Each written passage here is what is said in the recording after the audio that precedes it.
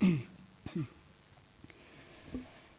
good evening, everyone. So, yes, again, tonight, sometimes it's always, what am I going to talk tonight? So, yes, and just remind me when I was meditating here. So, I just happy to be here. And sometimes people find that it's very difficult to be peaceful. Why?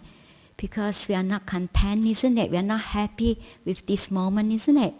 So actually, contentment is a key to lead to the peaceful mind, and is never underestimate the power of contentment, because it's really deepens your stillness, your samadhi. Because when we move, when our mind moves, then the mind is not still. When we crave, we want something, we are not content, isn't it? So we are not happy to be here. I remember that, it reminds me when I was in Thailand many years ago, when I was the monastery that I stayed at, there was in this south of Thailand. And I remember the first few days when I was there, I was quite unhappy to be there, because I was I was quite judgmental, because I was thinking that it's a nunnery. I was thinking that the nuns there are not really practicing the Dhamma and, the fault-finding mind, because this is how we've been conditioned, isn't it? The first thing we look what's wrong. So then I find fault. But if you want to find fault, you can anytime find fault, isn't it? So I remember there's something that I find fault with the chanting. The chanting being too slow.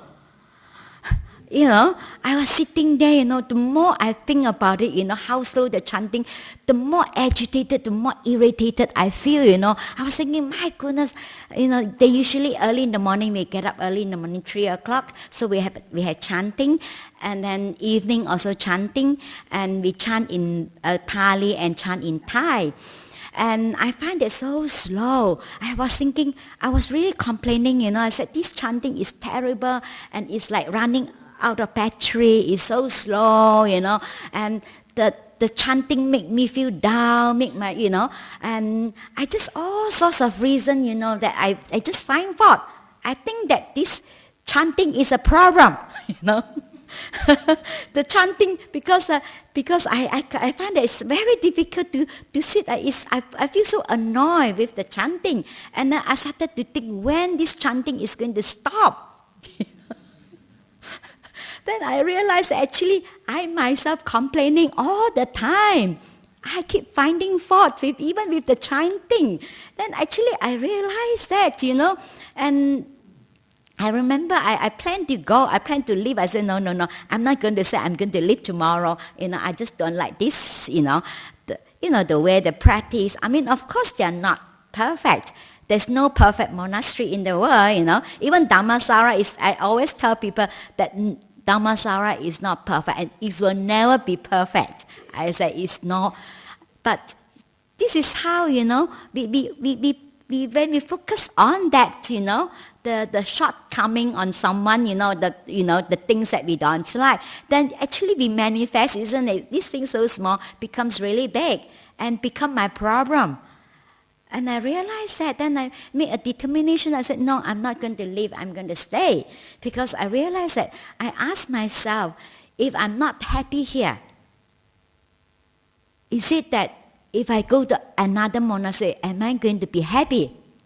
And actually, it's just amazing, isn't it? Actually, deep down, we all know, we have, know. And then I answer myself, when I used to ask myself questions, and I answer, I said, no, I won't be happy if I'm not happy here, because it's not the place, because I bring that kind of mindset with me, isn't it? For finding mind, I bring that with me. So if I bring that kind of mindset wherever I go, the same. So I won't be happy, And this is how we fought finding. So there's it's not happy. So the reason why the mind cannot be still, because we are not happy, we are not content what we got. So nowadays, especially I can see we have compared to, when I was young, when we got an apple, we feel so happy. Nowadays, food we have abundant, and people tend to take it for granted, isn't it, whatever things we have. And we just, the craving, the wanting more is never good enough.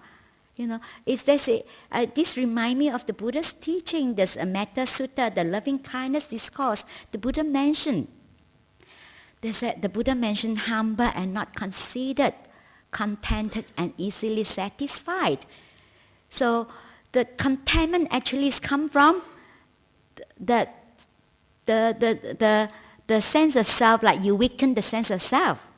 So I remember sometimes ago someone asked me, what is the difference between complacent and contentment? I do want to be complacent. So I said, that is the different contentment and complacent different with someone is complacent, someone with very big ego. Because he think that the Buddha talk about the three concepts. I'm better, I'm as good, I'm worse. So with the ego, because I'm better than you, I know better. So you feel complacent that, I don't have to listen to you, I know the best. So that is complacent. Contentment, actually, when someone content, someone have a small ego. Yeah, very humble. Because the reason why someone content has small ego, because the reason why we crave is come from the sense of self, the ego. Isn't it? The controlling. We want to control because of the sense of self.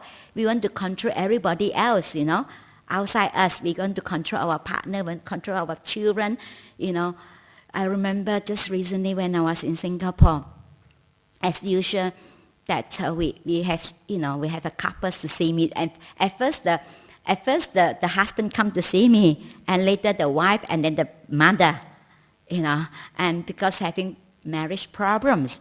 And when I spoke to the husband said that because the fact that he married his wife, because of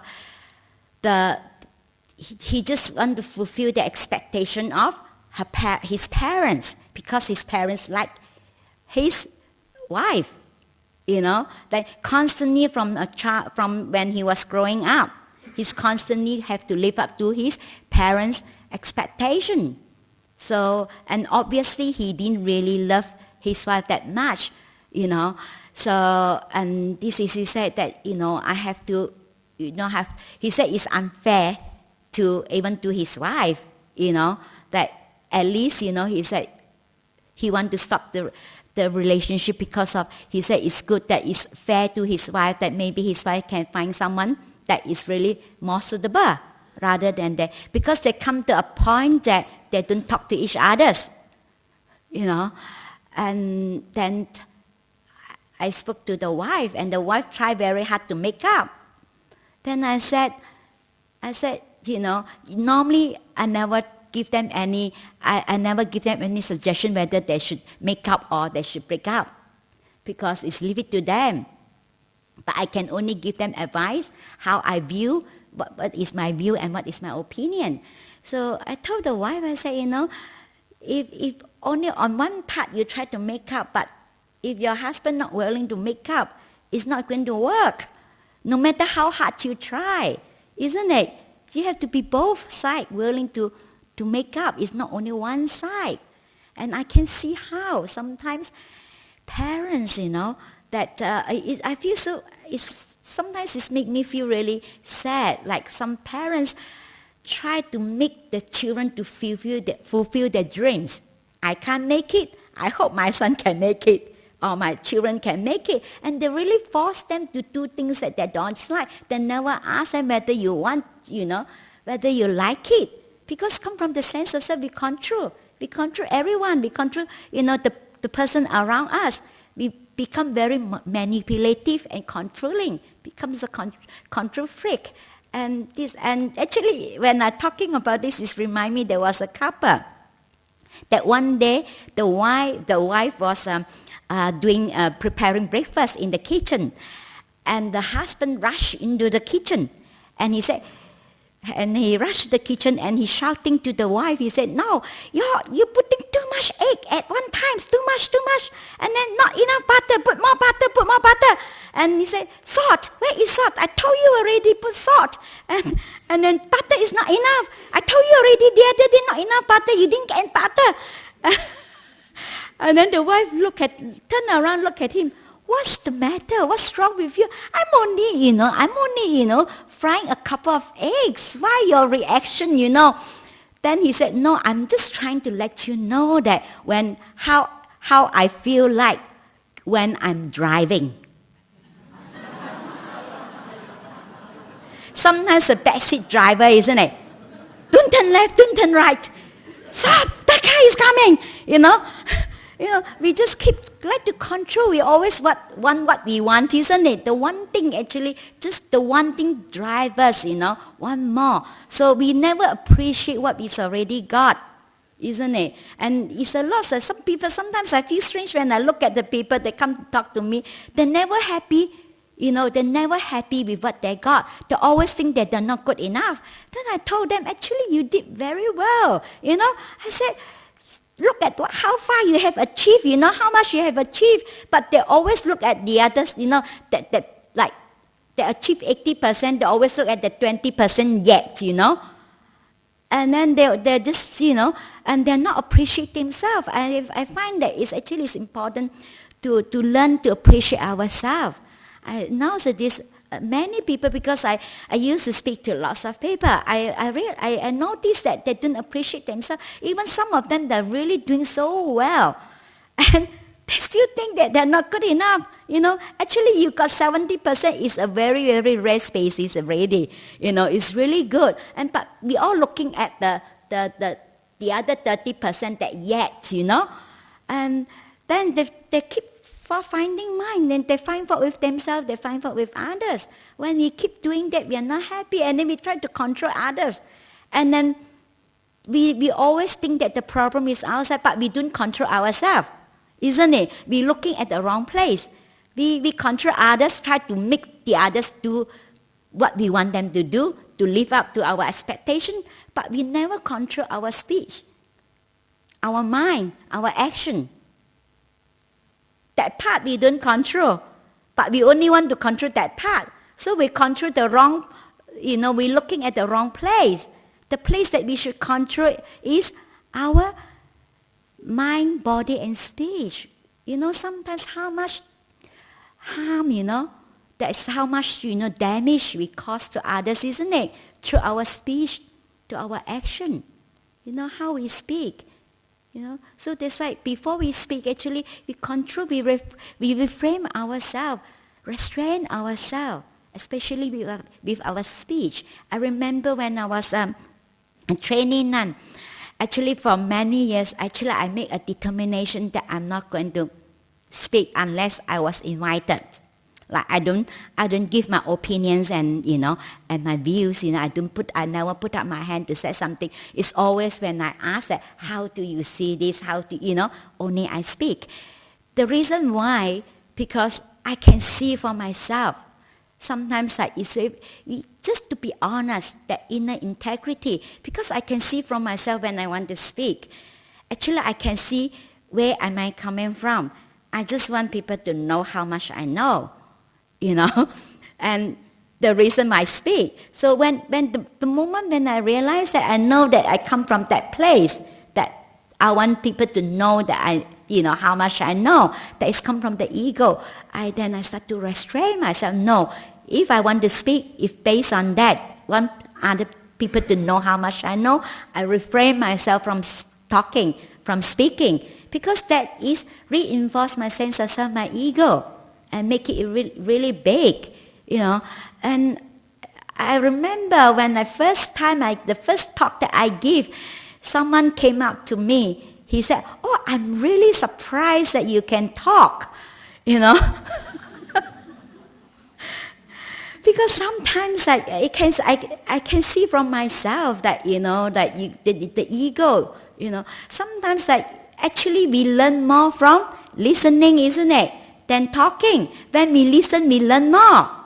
We don't learn from talking, isn't it? We learn from listening. When we sit, when we listen, we learn a lot. I learned a lot actually when I was just listen to what people said. Actually, you learn a lot. So we learn through listening, is not through talking. And this is actually is also reframe myself from, actually to help to strengthen my mind. To set things that causes hurt to others, harming others, because we don't reframe ourselves. It's like keeping precept actually is a way to help us to restrain ourselves and not to cause any hurt or harm to others. The sense of the craving, that is come from the sense of self. So whenever you suffer, you investigate, you ask yourself, where is the suffering coming from? I can guarantee you there's nothing outside the sense of self. It's always what we want, isn't it? What we want and our expectation of others. And we're never happy. So whatever, if we are not happy with what we got, so no matter, because when we feed the desires, the craving, it's grow. The only way to stop that is to not to feed it. So when we feed our craving, it's grow bigger and bigger. That's why when our greediness, when we overcome by our greediness, we do a lot of things that, that causes a lot of harm to others on the expense of others because we've been overcome by that greediness, because they're too strong, because our mind is not strong enough to say no. That's why keeping precept is one of the way. Like just recently we have this Vesak, so some of the new Buddhists commit themselves to keep the 5 precepts. Actually, if you be able to say no, actually you are strengthening your mind. Your mind becomes stronger. You'll be able to say no to things. Because sometimes, even deep down, sometimes we know that we shouldn't have said something, isn't it, afterwards. But we couldn't buy back our tongue to say things. But afterwards we regret afterwards that we shouldn't have said that. Because the mind is not strong enough, the mind not be able to say no. I don't say that. Said no. But that's why we need to train the mind. Of course, even keeping precept, we are not going to do it perfectly, isn't it? But each time when we reaffirm ourselves, we take the precept, even those we do not keep it perfectly, it's fine. So we do it better next time. So we forgive ourselves any shortcoming. We are not going to keep it perfectly. So this is how we actually keeping precept actually is a training the mind. So when we train the mind, it takes time, isn't it? It's just like a bodybuilder. It takes time to build up the body muscle, isn't it? It's not overnight. Even keeping the precept, So do not carry the guilt. Okay, if I not be able to keep it perfectly, it's fine. So we make sure that we do it better next time. We improve ourselves little by little. So and giving is also one of the way to help us to overcome our craving, our wanting. That's the ego, the sense of self that we want to control. Because when we crave, the mind moves. It's very difficult to steal the mind. The mind becomes, very restless because we are not happy. So when we are content, we are happy. We're just happy. We do not want anything anymore. Just content with little. But I remember when I was a trainee nun, I have the idea of how a monastic should be. So should be very frugal, just happy with very little, that sort of things. And I remember when I was in Thailand, the practice was quite strict. So I remember the abbot said that, we don't ask for tea, we don't ask for coffee, we don't even ask for honey. So because that is not a necessity, he said, If sugar, salt is okay. If we have coffee, we have coffee. If we don't have coffee, we don't have coffee. We have tea, we have tea. If we don't have tea, we just don't have tea. So when I come to the West, of course we have the material well-being. We are much more abundant. We have lots of offerings and things like that. And then I started to feel like I started to think that how come I practice contentment, because you have a lot. How come I just to happy with little? And I started to have I become discontent, isn't it, with good things.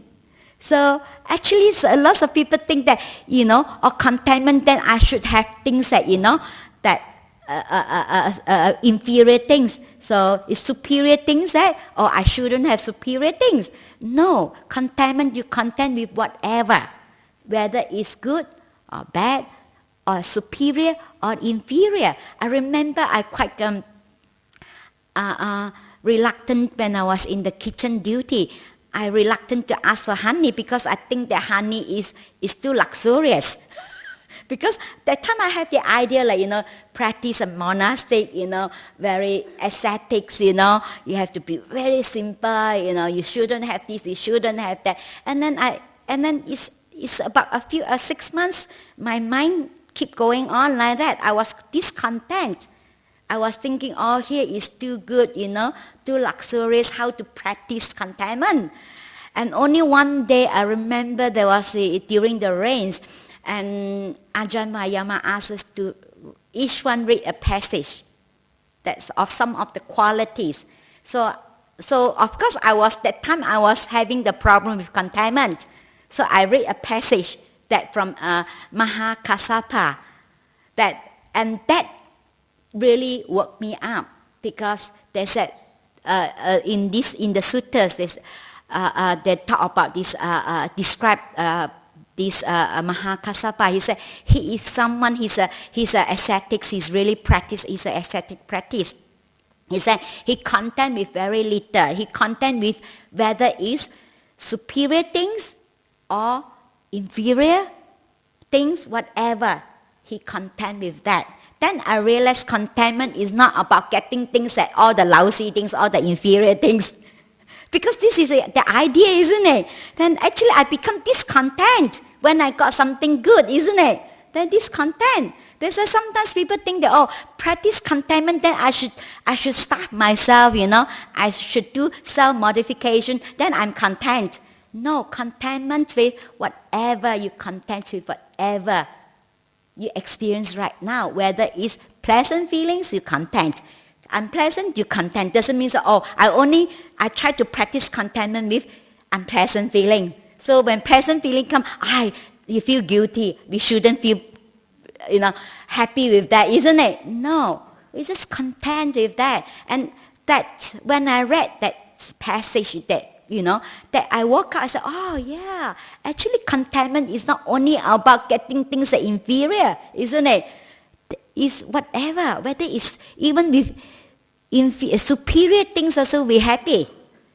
So since then I'm actually that I really let go, because how your mind, when you hold on to things, you keep thinking about it, isn't it? And then you got annoyed with people, and then you start to judge others, Then I realized that actually I was really lack of that kindness, because I started to judge, because I have this relatively, my body is very healthy, I hardly sick, but some people, not everybody like me have a healthy body, because some of them, they do need that. They do need honey, they do need certain things, But I'm just focused on myself, thinking that everybody like me, and they should be able to do that. They should be able to live very simply. But sometimes people have medical conditions, the body, they need certain things, then they got to have it.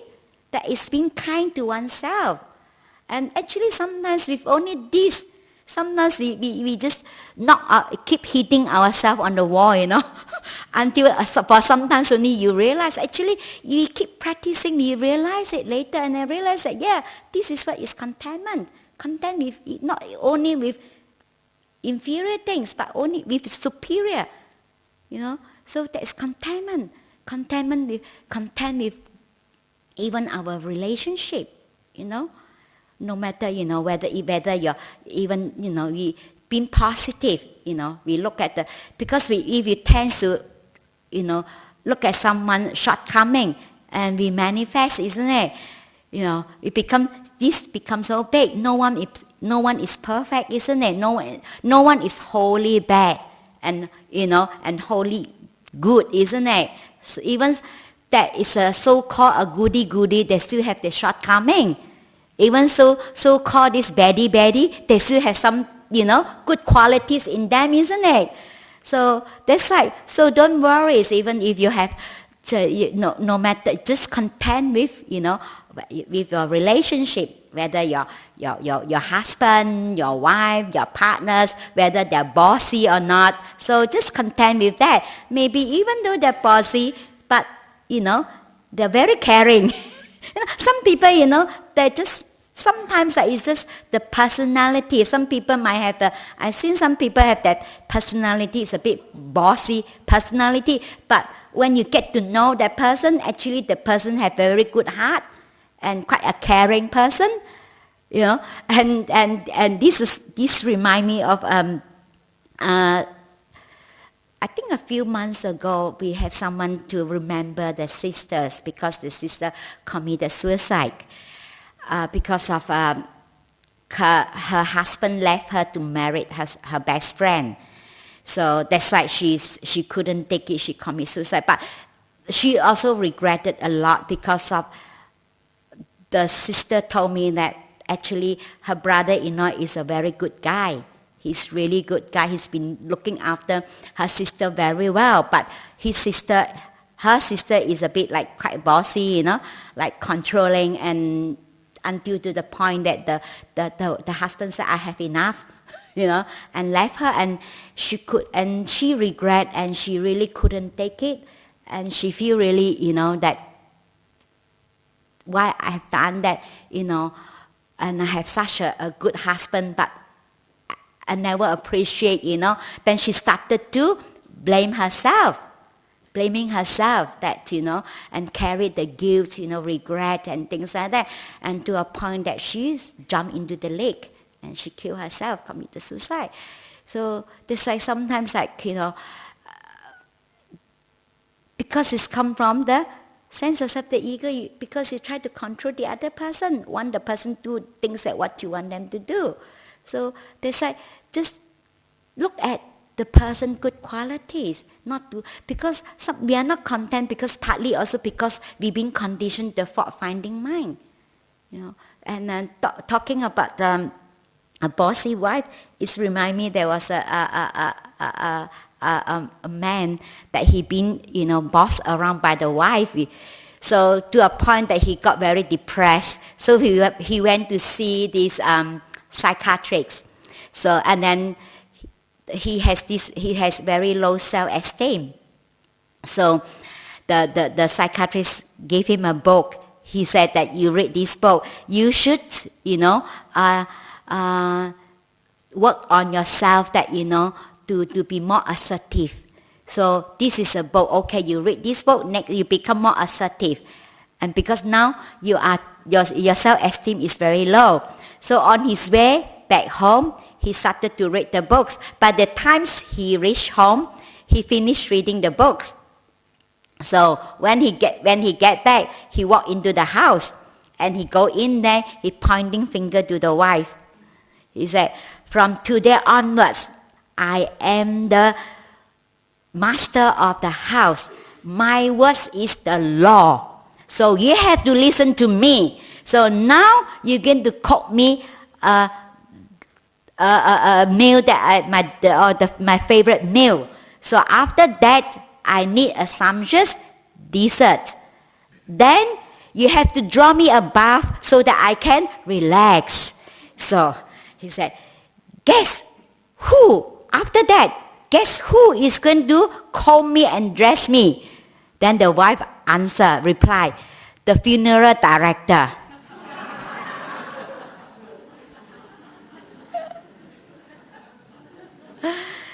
Sometimes, this is how sometimes, we just look at the if we focus on, the shortcoming of others, actually it becomes really big. There's you're content with whatever, because this is a common thing, even recently when I was in Singapore and we have a meditation workshop, and someone asked me a question. I become, when I started to feel peace and calm, so ask me what next. So I said, you never ask next because you want more, isn't it? So it's not good enough. When she feels peaceful and calm, she want more peaceful, she want more happiness. I said, whenever you want, your mind is moved. When we want something, we move, and we not be able to enjoy what we got, isn't it? So we keep wanting things, looking out there, what is out there, but we not be able to enjoy this moment, what we got right now. So that's why it's important that we always practice bring our mind back to this present moment awareness. In this moment, practice this moment to moment awareness. Bring our mind back to this moment. Because nowadays we have this multitasking, and because we are not, actually people think that they're doing many things at one time. Actually the mind can only do one thing at a time. Because the mind travels very quick, very fast. It seems like we are doing all these things at one time. Actually, the mind been running around. So the mind become very busy. And the common thing is that they say, how come I very difficult to calm the mind down because the mind is too active. So I say you have to train yourself doing one thing at a time. Whenever you find yourself rushing from one thing to another, you stop. Train the mind to stop, know how to stop. Learn to pacify the mind. So we want to develop this quality of contentment. Actually, keeping precept is help. Because to help us to develop this quality of contentment, to be able to appreciate others, and also be able to give. Because giving is counteract of getting things, getting what we want. That is the opposite, isn't it, when you give? That is the letting go. When we give, we let go. So rather than thinking of what we can get, we think of what we can give. So the giving is also a way to help us to let go of the sense of self, the ego. Because that is really in the way. That is really the sense of self, the ego, the craving is really getting in the way. That's why the mind very difficult to calm down. So once, when we start to give, we become happy and content with little, whatever, because the reason why sometimes when people meditate, and then when they started to think what is the next thing happen, because they are not content in this moment. So this is giving, practice generosity, keeping precept, and meditation actually helps us. And also to reflect is also good. It's one aspect of the mindfulness is the reflection, wise reflection, to remind ourselves, that to remind ourselves and appreciate ourselves, to appreciate our own goodness. So when we do something good, so actually the Buddhas encourage us to reflect on our own goodness, on our own virtue. That gives us the sense of self-respect, the confidence in ourselves, and also the happiness. Because when your mind is happy, you don't want to go anywhere, isn't it? Why people go from one place to another? Because they're not happy. They're not happy So that's why this is a happy path. So if you want to have the still mind, the happiness comes first. That's why keeping precept is also living a good life, because when we are a good person, so we have not done anything that causes any hurt or harm to others, then because we become more peaceful and calm, isn't it? We know for ourselves. If we have done something that we know that is not right, or we just have an argument with someone and we try to meditate, it's very difficult to be still, isn't it? It's very difficult to calm our mind down, because we know, deep down we know, and it's disturbed the mind, it's bother us. So when we keep the precept, so then we have this gladness, we feel good about ourselves. So when we have this gladness, we have this energy. When we have energy, the mind becomes alert and bright. When the mind becomes alert and bright, we have happiness. When we have happiness, the mind becomes tranquil and still. Then when our mind is still, that is where we have the insight arises. We see things clearly. We can see things more clearly, isn't it? When our mind is still. When our mind is moving, we can't see things, isn't it? When we are moving, when our mind is busy, we only can see things clearly when our mind is still.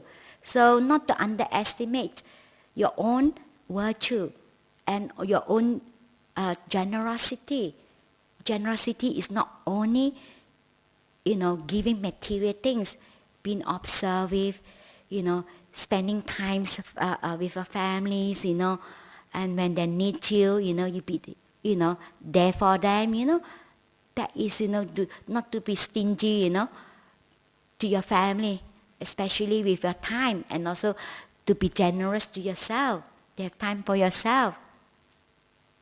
And that is a whole path of practice, and that is a way out to where to develop this contentment and leading to this stillness. So, because this is the whole path of practice, but ultimately that we have to do it ourselves. Because no one can help us to do it. We have to do it ourselves, and we have to be willing to do that. Because the Buddhas can only show you the path. He's teaching. Even the monks or nuns, they can only show you the way, but you have to do it yourself. So that's why Buddhism is a DIY religion. You have to do it yourself.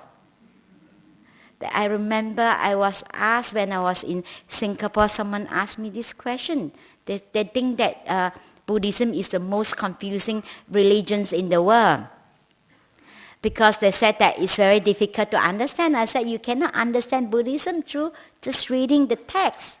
I said, you have to apply that. You have to put into practice. The Buddhas always said the direct experience, direct knowledge, your own wisdom. So you have to develop your own wisdom to help you to solve your problems in life. It's not that in Buddhism we do not rely on something, some superior, beings, outside us to help us, to free us. No, we free ourselves. We have to do it ourselves. I said you can never understand Buddha's teaching by just reading the text. It's all words, isn't it? You cannot imagine.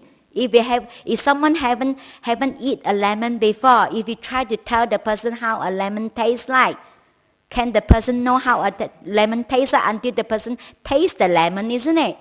So we can only imagine. So the Buddha's teaching is a teaching that is a DIY it's a DIY religion. You have to do it yourself.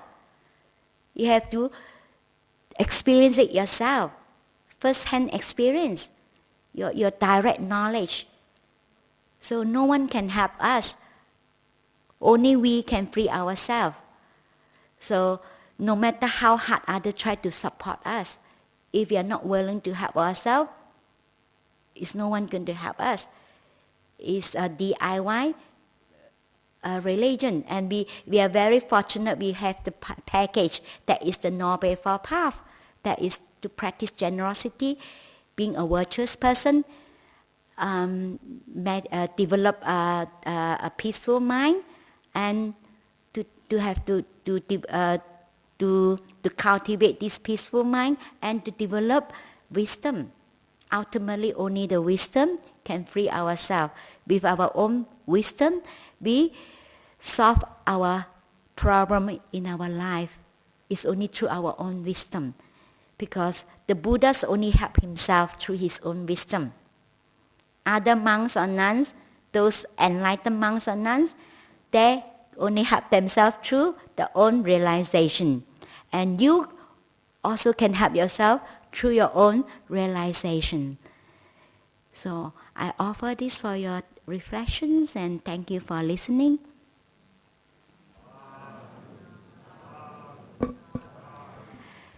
So any questions or comments?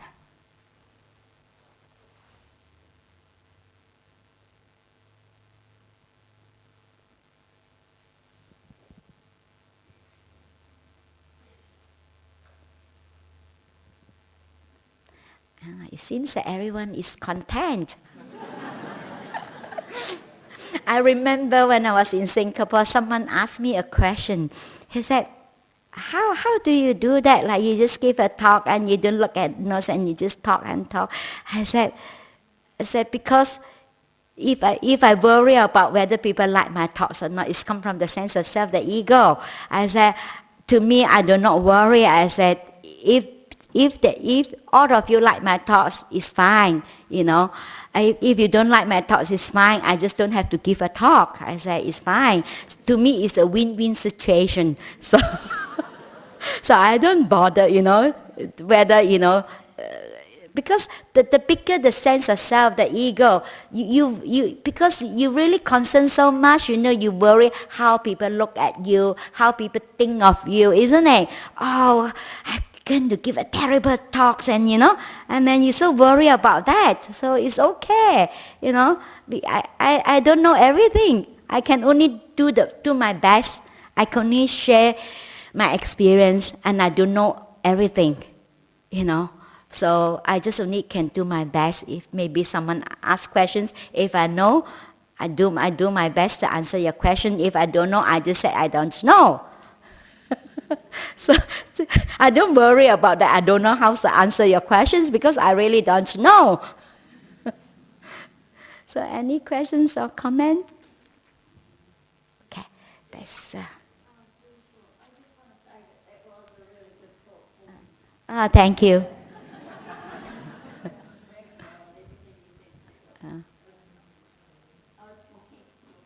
Okay. Everybody practice contentment today. Yes? Yeah, hi. I was just wondering, is it possible to entirely get rid of your ego?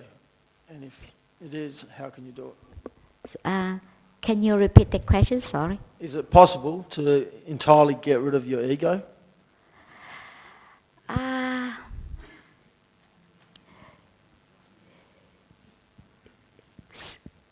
Because yes, because your question is it possible to intolerate our ego? Huh? Oh, entirely. Yes, it's possible, but it takes time. It's possible, but it takes time. It's very difficult because we've been conditioned that for countless lifetime. You know how it works, the ego. It's just like, I like to give the simile of a wheel, you know. It's just like when our ego, because the defilements is come from our ego, you know. Great hatred and delusion is come from our sense of self. Yeah. So when our defilements is just like the energy, so the wheel is turning. So when we practice, so when our sense of self becomes weaker, and it's just like the wheel is slowed down. So when we reinforce our sense of self, our ego, it's just like we reacting to our defilements. Our ego is like kicking the wheel, and the wheel will keep spinning. It becomes faster. So when someone ego get bigger, and that is becomes you because you are reinforcing that. It's like kicking the wheel when we react to that. So even if we don't react to that, we practicing, we don't react to the defilements, the wheel still spin, but it's become slow. So if we keep doing that, we keep practicing. So even though, for example, like someone very angry, a lot of anger. So even those when the anger comes out, even we don't react to the anger, doesn't mean that next time you don't have anger. The anger still comes out, but it becomes less intense. You weaken the intensity of that and weaker. And then we keep practicing. It's just like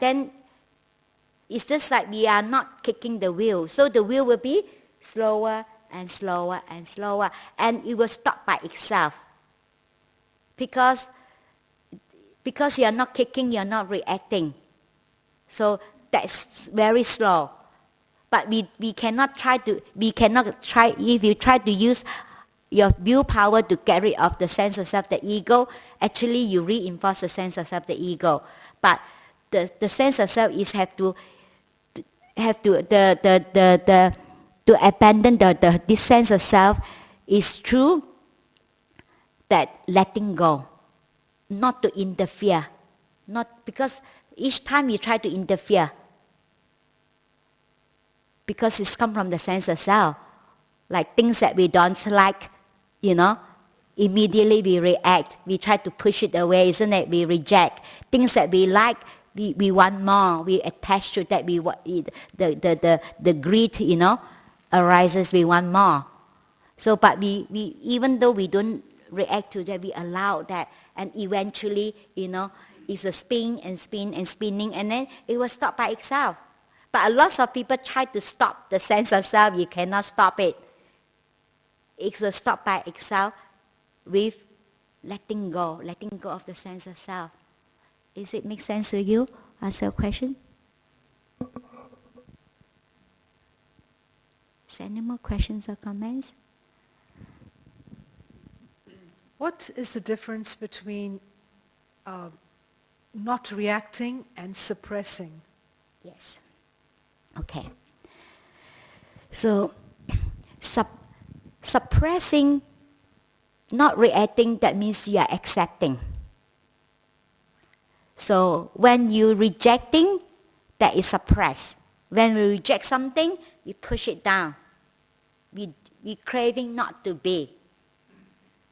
So a lot of people letting go means accepting. For example, sometimes when we see our own defilements, we cannot accept who we are, isn't it? We keep fighting with that. So that is not accepting. And then sometimes we use all sorts of reasons. We try to justify, we pretend that it's not there, we try to push it aside. Then we are rejecting, we push it aside, rejecting. So when we accept who we are, actually that is letting go. When we accepting, it's letting go. Allow things be. Letting go means allow things be. But we do not want to let things be, isn't it? We always think that is the sense of self. We think that we can control. We try to manipulate. Then it's become counterproductive. So that is the difference. When we reject something, that is suppressed. There's like accepting, that is letting go. Then it's not suppressing. Is it answer your questions? Okay. Yes.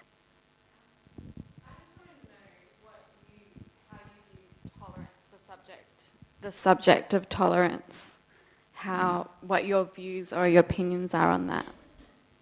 Tolerance, yes. So sometimes people think that tolerance means that you try to make everyone the same. Then tolerance actually is that come from the kindness, the accepting who the person is.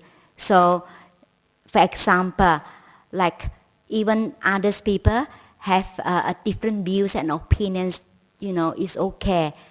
we allow people to have different views and opinions. We don't try to make them to have the same way of looking at things, to have the same views and opinions. This is how we can see from ourselves. If we have someone agree with what we said, we like that person.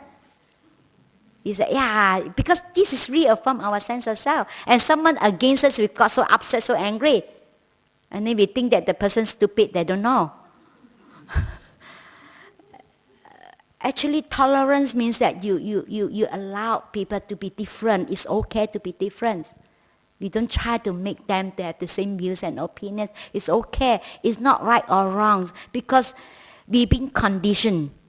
We've been brought up in a different culture, different conditioning.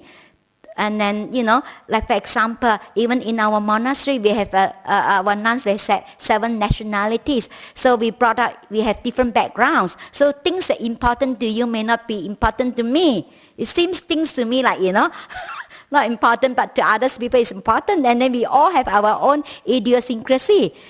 And then sometimes you think that the other person is abnormal. Then the other person think that we are abnormal too, This is how then we accepting, allowing others to be different. It's okay to be different. Is that answer your question? Okay.